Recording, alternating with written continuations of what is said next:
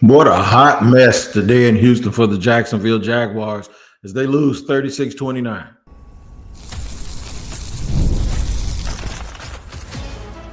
You are Locked On Jaguars, your daily Jacksonville Jaguars podcast. Part of the Locked On Podcast Network, your team every day.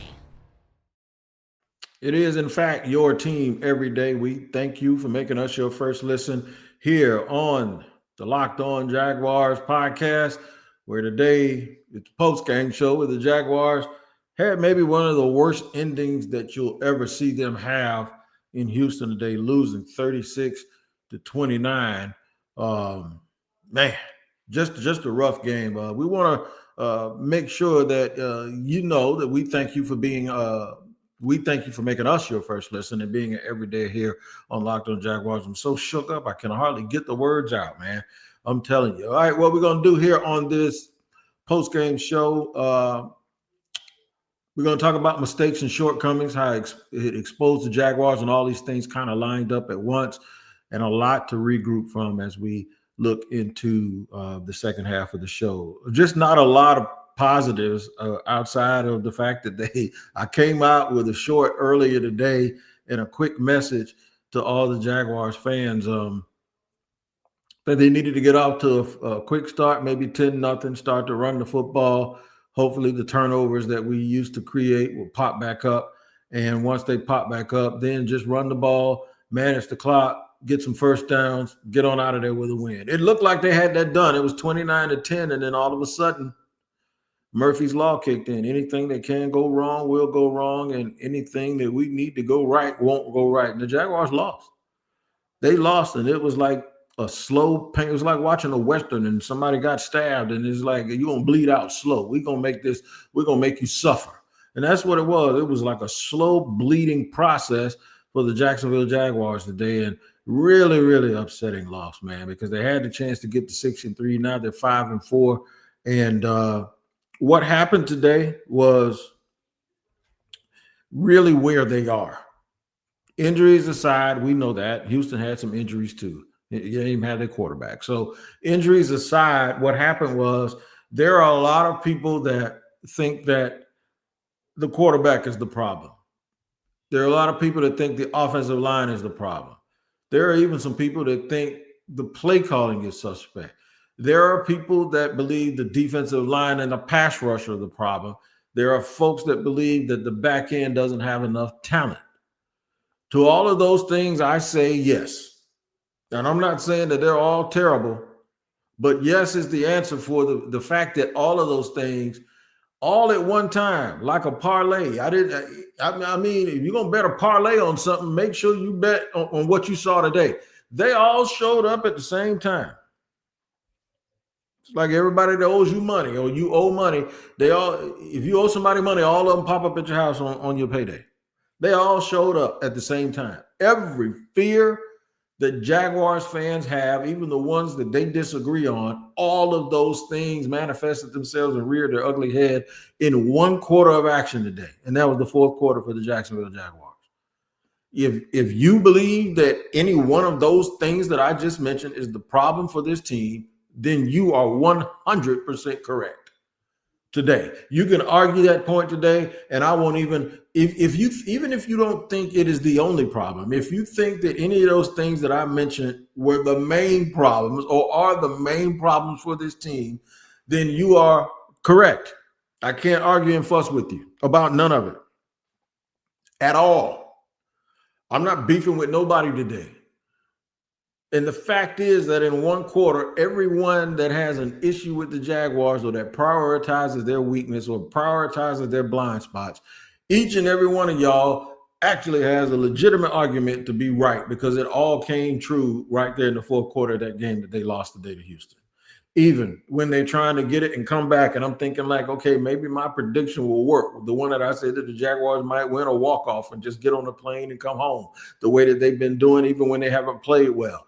Well, they're lining up to 10, maybe 10, 12 yards at the most with a timeout away from a walk-off, and they get a penalty. First they get a sack, then they get most of the yards back on a scramble, and then they get a penalty. Now The problem with the penalty at the time that it came is they don't have any timeouts because they had to use the timeout on the sack.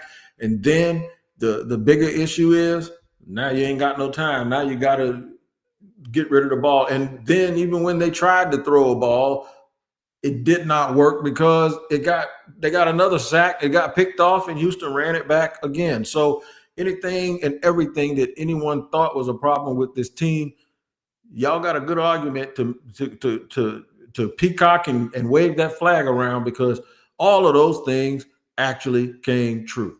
I'm going to get to that and more in just a second here in the second half and tell you how it's a lot to regroup from, and that might be a big ask at this point in just a second on Locked On Jaguars. I'm Cody Rourke from Locked On Broncos, and this episode is brought to you by Peloton. Peloton is shaping the future of fitness with the brand new Peloton Cross-Training Tread Plus, powered by Peloton IQ. This is Peloton's most advanced equipment yet, giving you real-time guidance and endless ways to move, whether you're running, lifting, or you're cross-training with your favorite instructors like Alex Toussaint. It's training reimagined to make your workout more personal. Peloton is built for breakthroughs with features that help you plan, stay motivated, and hit peak performance. You can let yourself run, lift, flex, and go while Peloton handles all the rest. Plus, Peloton IQ provides real-time strength coaching, tracking your progress and suggesting weights that challenge you so you can get stronger. Plus, the new movement tracking camera, it counts your reps and corrects your form in real time, making sure every rep is safer and smarter. So let yourself run, lift, flex, push, and go. Explore the new Peloton Cross-Training Tread Plus at onepeloton.com.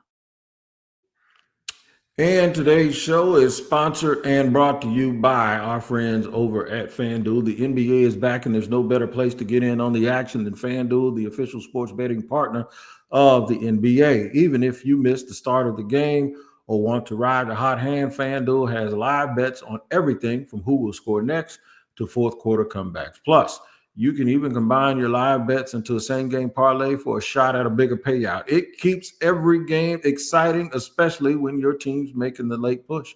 Right now, FanDuel is giving new customers $300 in bonus bets when your first $5 bet wins. So head to FanDuel.com to sign up and play your game with FanDuel, the official sports betting partner of the NBA. Today's show is also brought to you and sponsored by Rippling. That's right. Let me explain something to you. If you're a business owner, here's the truth. SaaS promise to make work better, but now the average company is buried in hundreds of apps that allow slow down times to your teams, and simply they just don't work. And that's not SaaS. That's sad. Software as a disservice. That's why you need Rippling. Rippling is the unified platform for global HR, payroll, IT, and finance all in one place. They've helped millions of businesses replace a mess of disconnected tools with one system designed to give leaders clarity, speed, and control. And right now, you can get 6 months free when you go to rippling.com. That's rippling.com/LockedOnNFL. I'll say it again. Learn more at rippling.com/LockedOnNFL. That's rippling.com/LockedOnNFL for 6 months free. Terms and conditions apply.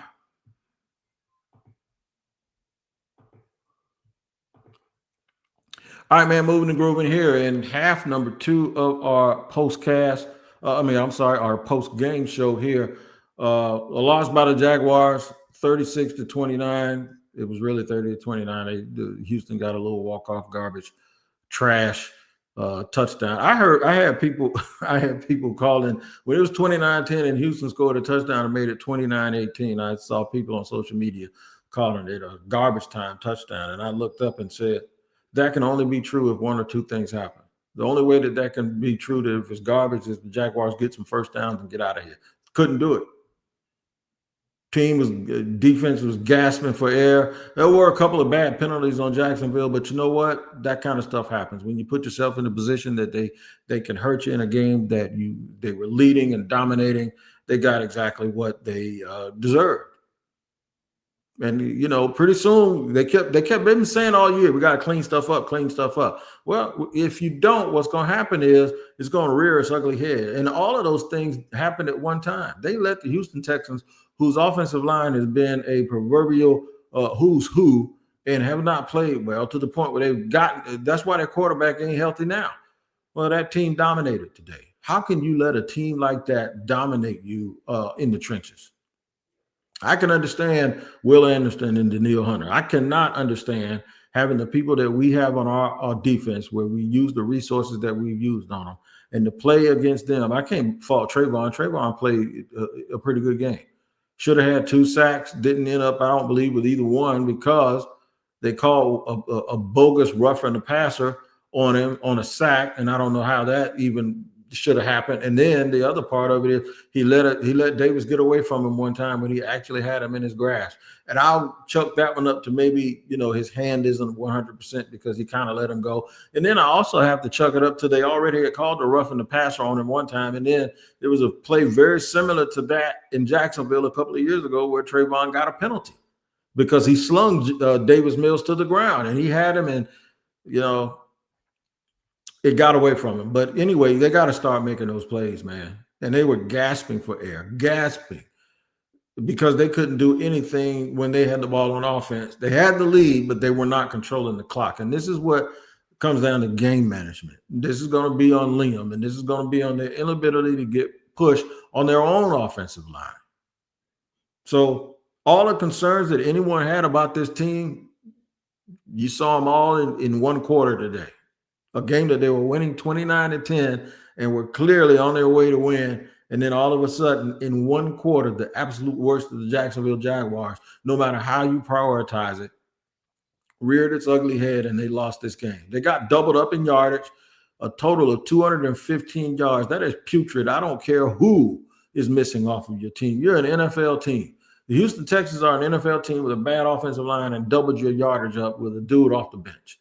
This is the second backup quarterback that has come in and beaten the Jaguars when the Jacksonville Jaguars were winning the game. Well, with Jake Browning, they were winning it. With Browning came into the game. With this game, they had the game in full command.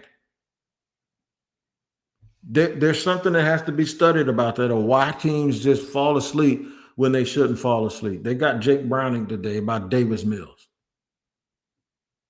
And this is going to be hard to regroup from. You can talk about getting better and owning it and cleaning stuff up, but when stuff like this happens to you, you're pushing yourself to the point where you no longer control yourself in the division, and now you can't have any more hiccups because now the wild card is in danger because some teams that have not been winning are starting to win now. And now the Patriots are probably going to run away with that division, so you got to think Buffalo becomes another team that the Jaguars have to beat for a wild card spot. The Chiefs, they're in second place. Denver might win their division. So now you got the Chiefs, and you have now the Chargers, who the Jaguars are about to play. They may be jockeying for them, and the Steelers, because the Ravens have woken up. This is not how we thought this was going to go. All right, so we'll have to see who they get back from injury, but until then, this is going to be a hard one for them to overcome, and I can't wait to hear the words of the coaching staff. We'll discuss more of it all week on Locked On Jaguars. Make sure you tap in to Locked On Jaguars and Locked On NFL. That comes on twice a day. I'll be on there in the barbershop. I'm sure this will be discussed ad nauseum. All right, that's my post-game show for today. I hope y'all checked out the squad show also with me, O'Brien, and Marquise Ogden. We knocked that out. We're going to be covering all week, man. There's never too much coverage for you. We'll always do these post-game shows. Same schedule for me during the week. We'll come back Wednesday with another squad show for you as well. We are now the #1 sports podcasting company in the United States of America, and that is because of you, and we appreciate you and do not take you for granted. Thank you for joining us again here on Locked On Jaguars. We'll see you.